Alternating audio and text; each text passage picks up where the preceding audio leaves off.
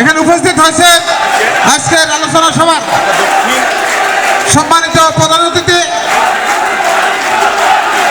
বিএনপির স্থায়ী কমিটির সিনিয়র সদস্য, ঢাকা বিশ্ববিদ্যালয়ের ভূতত্ত্ব খনিবিদ্যা বিভাগের সাবেক শিক্ষক ডক্টর খন্দকার মোশাররফ হোসেন আমাদের মাঝে উপস্থিত হয়েছেন। বিএনপির স্থায়ী কমিটির সদস্য, ঢাকা বিশ্ববিদ্যালয়ের সাবেক শিক্ষক ডক্টর আব্দুল মঈন খান আমাদের মাঝে উপস্থিত হয়েছেন। আজকের আলোচনা সভা আলোচক শ্রদ্ধ শিক্ষক ডক্টর প্রফেসর মাহমুদ আসাদ আমাদের মাঝে উপস্থিত হয়েছে। আজকের আলোচনা সভা আলোচক জাতীয় স্থায়ী কমিটির সদস্য প্রখ্যাত নারী নেতৃত্ব সেলিমা রহমান আমাদের মাঝে উপস্থিত হয়েছেন। বীর মুক্তিযোদ্ধা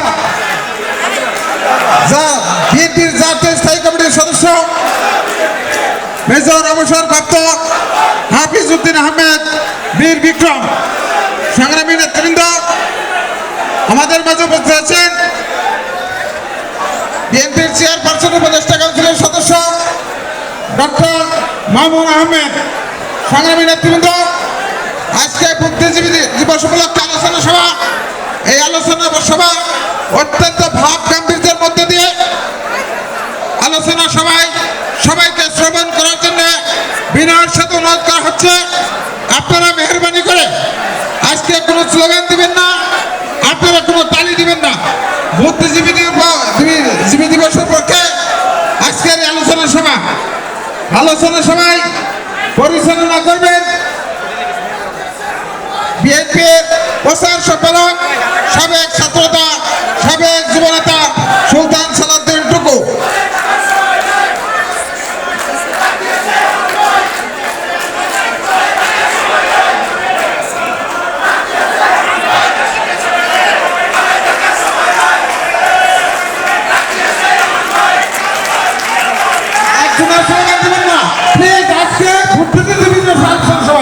আজকে স্লোগান নয়, তালি নয়, আপনাদেরকে বুঝতে হবে তিনটা সম্পর্কে আলোচনা সভা ভাবতে আপনাদের বলতে হবে।